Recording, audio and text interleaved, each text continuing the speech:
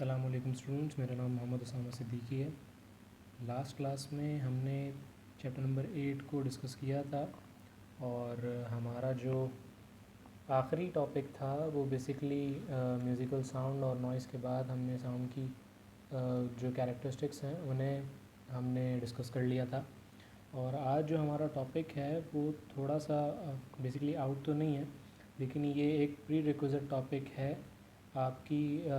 जो आपका next topic है उसके लिए। जो आपका नेक्स्ट टॉपिक है वो बेसिकली सुपरपोजिशन ऑफ वेव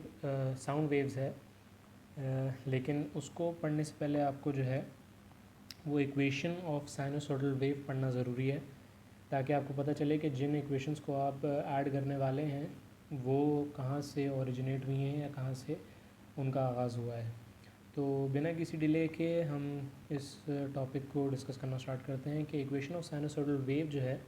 वो कहाँ से कैसे ओरिजिनेट हुई और किस तरीके से काम करती है, या कैसे जो है वो आप इसे लिख सकते हैं।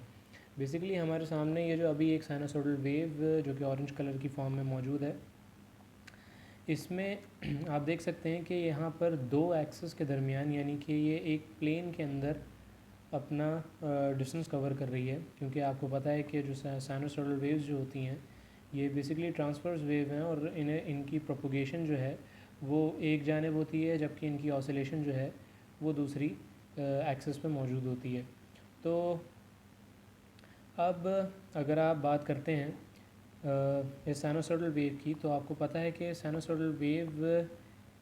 का कोई ना कोई एम्पलीट्यूड मौजूद है जो कि इसने एक्स एक्सिस से वाई एक्सिस के दरमियान कवर किया है। यानी कि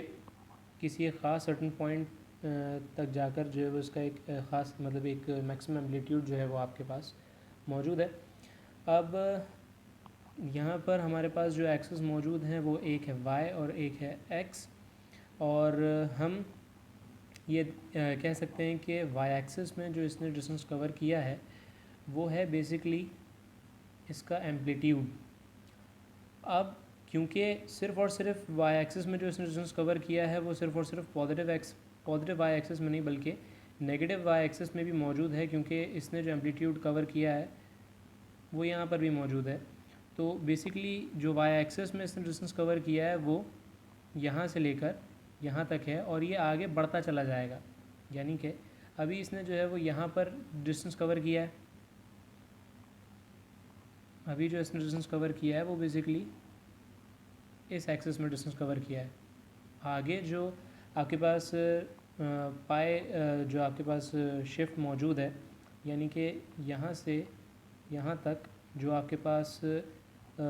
एक्स एक्सिस पे जो डिस्टेंस था उस एक्स एक्सिस के डिस्टेंस पर इसने जो है वो वाई एक्सिस में ऊपर की जानिब डिस्टेंस कवर किया है। सिमिलरली जब नेक्स्ट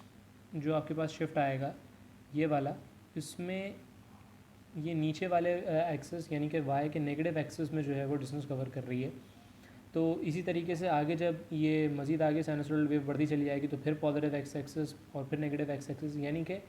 ये वाई एक्सिस में जो है डिस्टेंस जो है वो ट्रैवल करती चली जा रही है। यानी कि ख़ास पैटर्न को जो है वो इस्तेमाल करते हुए ये वाई एक्सिस में अपना डिस्टेंस कवर कर रही है। तो सिर्फ़ और सिर्फ ए लिखना ये मुनासिब नहीं है, क्योंकि वाई एक्सिस में जो डिस्टेंस कवर किया जा रहा है वो सिर्फ़ और सिर्फ उसका एम्पलीट्यूड नहीं है, बल्कि एक ख़ास पैटर्न है जिसको आप साइन के ट्रिग्नोमेट्रिक फंक्शन से डिनोट कर सकते हैं। यानी कि साइन के ट्रिग्नोमेट्रिक फंक्शन जो है वो आपको बताएगा कि वाई एक्सिस पे जो डिस्टेंस कवर किया जा रहा है वो एम्पलीट्यूड है, और ये एम्पलीट्यूड अपने आप को एक ख़ास टाइम पीरियड के बाद रिपीट कर रहा है साइन की शक्ल में। यानी कि साइन ट्रिग्नोमेट्रिक फंक्शन जो है वो हर π/2 जो आपके पास एंगल है उस पर अपने आप को ये रिपीट करेगा। उम्मीद है कि आपको ये चीज़ समझ में आई होगी कि हमने जो है वो y को a sin थीटा क्यों कंसिडर किया। अब क्योंकि यहाँ पर थीटा काफ़ी आसानी से नहीं निकाला जा सकता और ना ही हमें इस चीज़ के बारे में मालूम है, तो हम यहाँ पर कुछ चीज़ों को थीटा से रिप्लेस करने की कोशिश करते हैं ताकि जो चीज़ें नोन हैं वो हम थीटा की जगह रख सकें। अब जो चीज़ें नोन हैं वो कौन कौन सी, वो ज़रा यहाँ पर डिस्कशन हम इसका आज करेंगे। तो सबसे पहले जो चीज़ है वो हमारे पास ये कि वाई एक्सिस पे और एक्स एक्सिस या फिर ये कह लो कि एक्स वाई प्लेन के दरमियान जो ये ट्रांसवर्स वेव या फिर ये जो साइनसोइडल वेव है, ये जो मूव कर रही है, इसकी कोई ना कोई वेलोसिटी होगी और कोई ना कोई एंगुलर वेलोसिटी भी होगी, और ये किसी ख़ास टाइम के अंदर अंदर ये सारे काम हो रहे हैं। मैं इसे थोड़ा आपके लिए आसान कर दूँ।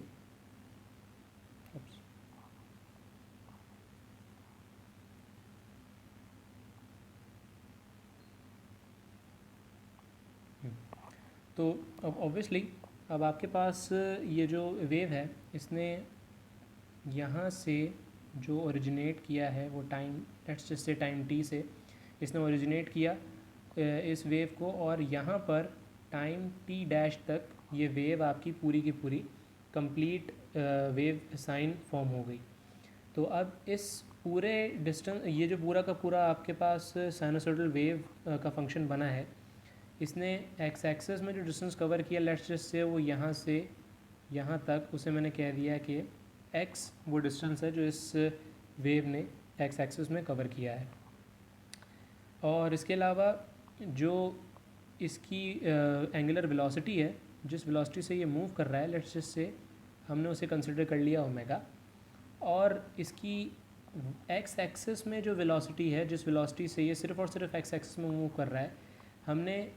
उसे कंसिडर कर लिया v। तो मुझे मालूम है कि थीटा, या फिर अगर मैं थीटा से स्टार्ट ना करूं और मैं आपसे ये कहूं कि एंगुलर वेलोसिटी जो है, इसे एक दूसरे कलर से डिनोट कर लेते हैं। हमें पता है कि एंगुलर वेलोसिटी जो है वो बराबर होती है थीटा अपॉन टाइम, क्योंकि यहाँ पर मेरे पास जो टाइम मौजूद है वो एक ख़ास इंस्टेंस पर नहीं, बल्कि दो टाइम इंस्टेंस के दरमियान मैंने जो है वो इस चीज़ को कवर किया। तो मेरे पास सिर्फ़ और सिर्फ टाइम नहीं, बल्कि चेंज इन टाइम मैं यहाँ पर लिखूँगा। यानी कि थीटा की जगह मैं लिख सकता हूँ omega change in time T. यानी कि थीटा की जगह अगर मैं इस चीज़ को रिप्लेस करूं इस इक्वेशन में, तो मेरी इक्वेशन जो है वो बन जाएगी y is equals to a sine omega change in time t। उसके बाद y is equals to a sine omega, क्योंकि चेंज इन टाइम है और टाइम हमारे पास जो चेंज आया है वो दो टाइम इंस्टेंस के बीच के टाइम की बात हो रही है, और यहाँ पर जो टाइम मेरे पास मौजूद है वो है टाइम टी डैश और टी। तो अगर मैं इन दोनों का डिफरेंस ले लूँ तो मुझे चेंज इन टाइम पता चल जाएगा, और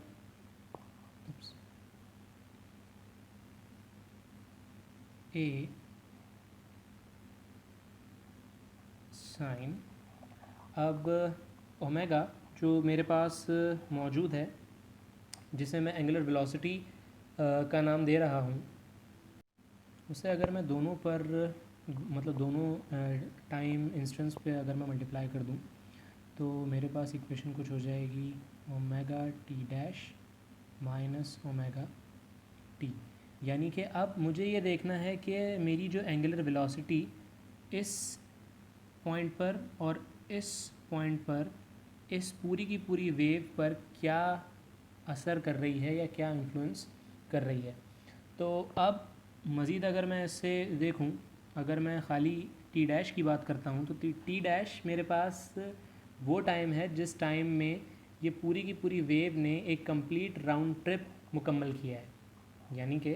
हमें पता है कि एक कंप्लीट राउंड ट्रिप जब एक साइनोसॉइडल वेव मुकम्मल करती है, तो यहाँ से यहाँ तक मेरे पास जो थीटा है वो बेसिकली, या फिर इसे पूरा ही कर लेते हैं, यहाँ से यहाँ तक मेरे पास जो एक्स एक्सिस पे जो जिसे मैं अगर थीटा कंसिडर कर लूँ, तो मेरे पास जो ये पूरी की पूरी साइन वेव है वो बेसिकली 2 पाई एफ या इसे मैं थोड़ा सा और आसान कर देता हूँ आपके लिए। मुझे पता है कि जो आपके पास थीटा पूरा का पूरा ये कवर किया जाता है, उसमें ओमेगा जो है वो बराबर होता है 2 पाई एफ के। ये चीज़ हम पढ़ चुके हैं, तो मैं इसको मज़ीद डिटेल में डिस्कस नहीं करूँगा। ये अगर आपको पढ़ना है तो आप इसी चैप्टर में जो है वो हमने पीछे कुछ टॉपिक्स कवर किए थे इसी हवाले से, जो कि वेव्स का जो पूरा हमने इसकी एंगुलर वेलोसिटी और उससे पहले हमने जब सर्कुलर मोशन पढ़ा था तब उसमें भी हमने जो वो 2 पाई एफ को पूरी तरीके से डिस्कस किया था, तो मैं इसमें मज़ीद डिस्कशन नहीं करूँगा। अब इस चीज़ में जब आप खाली टी डैश की बात करते हैं तो टी डैश जो है वो टाइम है जब इस पूरी वेव ने कंप्लीट राउंड ट्रिप मुकम्मल की है। और अगर मैं सिर्फ़ और सिर्फ एक्स एक्सिस की बात करता हूँ, अगर मैं खाली एक्स एक्सिस की बात करता हूँ तो एक्स एक्सिस पर जो डिस्टेंस कवर किया गया है वो एक्स है, और जो जिस वेलोसिटी से ये एक्स एक्सिस में मूव कर रहा है वो है वी। तो अगर मैं इस चीज़ को, इस वेलोसिटी को निकालना चाहूँ कि एक्स एक्सिस पे क्या वेलोसिटी होगी, तो एक्स एक्सिस पे कवर किया जाने वाला डिस्टेंस डिवाइडेड बाय वो टाइम जिस टाइम में इसने एक्स एक्सिस पर एक्स डिस्टेंस कवर किया है, और वो टाइम है टी डैश। ये बात नोट करने की है। उसके बाद अगर मैं इसी इक्वेशन से टी डैश की वैल्यू निकालता हूँ तो टी डैश मेरे पास बराबर आएगी वी अपॉन एक्स, तो नहीं ऑब्वियसली एक्स ओवर वी के। यानी कि मेरे पास ये जो चीज़ है टी डैश बराबर एक्स अपॉन वी के, उसे मैं अगर इस इक्वेशन में पुट कर दूँ तो कोई मुज़ायक़ा नहीं है। ए साइन ओमेगा की जगह जो है मैं यहाँ पर, क्योंकि मैंने कंप्लीट राउंड ट्रिप की बात की थी और हमें पता है कि कंप्लीट राउंड ट्रिप ओमेगा जो है वो कंप्लीट राउंड ट्रिप पर 2 पाई एफ वैल्यू देता है, तो मैं यहाँ पर इक्वेशन में पुट कर सकता हूँ 2 pi F multiply by x upon v, जिसकी जगह जो मैंने टी डैश की जगह एक्स अपॉन वी लिखा है माइनस ओमेगा टी। अब आप ये सोच रहे होंगे कि मैंने यहाँ पर जो ओमेगा है उसकी जगह मैंने यहाँ पर 2 पाई एफ क्यों कंसिडर नहीं किया, या फिर मैंने इस टी की जगह जो है वो एक्स अपॉन वी कंसिडर नहीं किया। तो ये ज़रा दिमाग में चीज़ सोचने की है कि यहाँ पर मैं जो मैंने ओमेगा को 2 पाई जो मैंने यहाँ पर ओमेगा को 2 पाई एफ कंसिडर किया है वो एक पूरी कंप्लीट राउंड ट्रिप होने के बाद मैंने यहाँ पर इसको कंसिडर किया है। अगर मैं इस टी इंस्टेंस की बात करता हूँ तो इस टी इंस्टेंस पर मैं डब्ल्यू को ओमेगा को 2 पाई एफ कंसिडर नहीं कर सकता, क्योंकि मेरे पास यहाँ पर जो वेव है वो इनिशिएट हो रही है, उसने कंप्लीट राउंड ट्रिप मुकम्मल नहीं की। यहाँ पर 2 पाई एफ सिर्फ और सिर्फ मैं तभी लिख सकता हूँ जब मेरे पास ये पूरी की पूरी जो वेव है वो एक कंप्लीट राउंड ट्रिप मुकम्मल कर ले। तो इसीलिए मैंने यहाँ पर सिर्फ और सिर्फ इस वाले ओमेगा की जगह 2 पाई एफ कंसिडर किया, और टी डैश की जगह मैंने एक्स अपॉन वी कब कंसिडर किया, जब ये टी डैश, ये बेसिकली जो मेरे पास ये जो टी डैश है ये वो टाइम था जब एक्स एक्सिस पे एक्स डिस्टेंस कवर हुआ है। अगर ये बातें आपकी समझ में आए तो बहुत अच्छी बात है। तो इसके आगे हम मज़ीद इसे कंटिन्यू करते हैं। अब कुछ चीज़ें यहाँ पर देखने की हैं और कुछ चीज़ें यहाँ पर समझने की हैं कि हमें ये भी पता है कि वेलोसिटी जो है किसी भी वेव की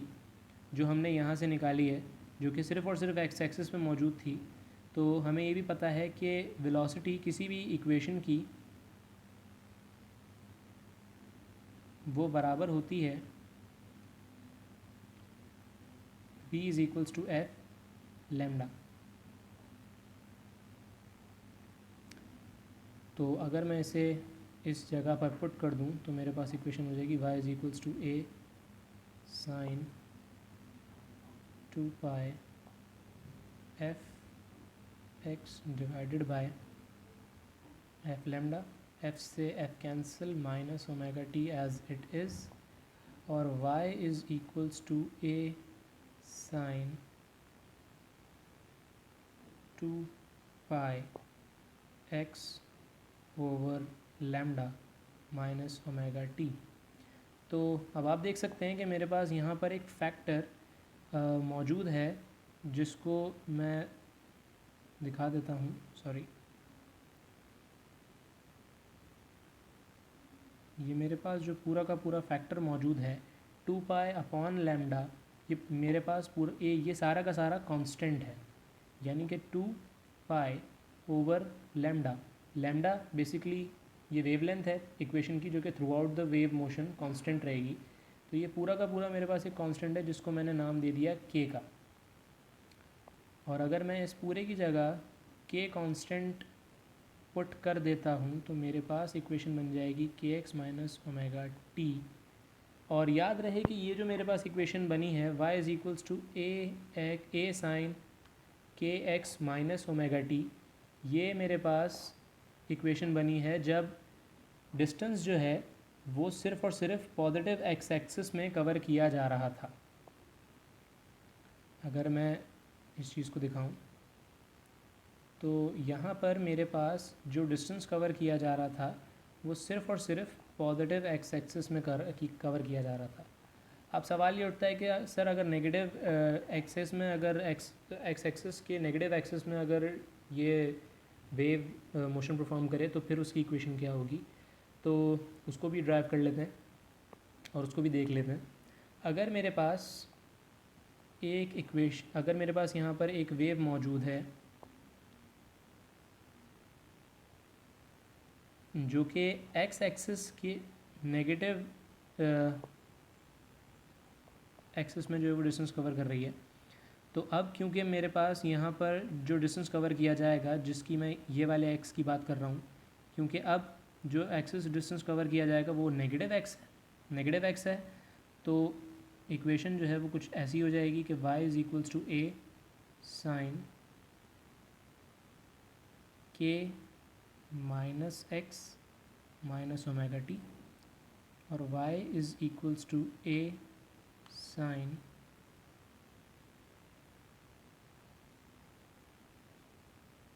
minus k x minus omega T.